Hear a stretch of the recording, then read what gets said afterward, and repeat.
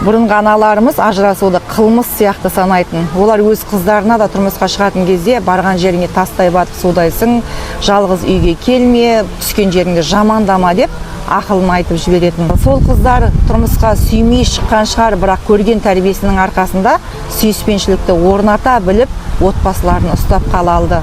Ал қазіргі қыздарымыз жігіттерге көңілмен емес, көзбен қарайтын болды.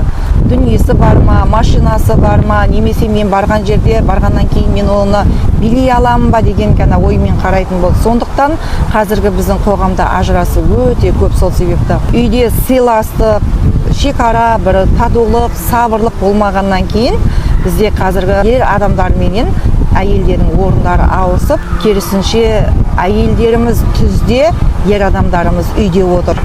Бір кездері елінің қамын жеген еркектер қазір әйелдерінің рұқсатынсыз сыртқа шыға алмайтындай дәрежеге жеткен. Бұл қорқыныш па, қызғану ма, әйелдер өздерінің күйеулерінің абыройын босағада қалдырып жатыр. Сондықтан қыздар, күйеулеріңізді босатыңыздар, ақша таппаса да босатыңыздар. Елге қосылмаған еркек елін де өзінің отбасында қорғап қала алмайды. Ал қызғану дінімізде тек еркектерге ғана парыз етілген. Әйел күйеуге тірек болғанда ғана шаңырақ шаттыққа толы болады.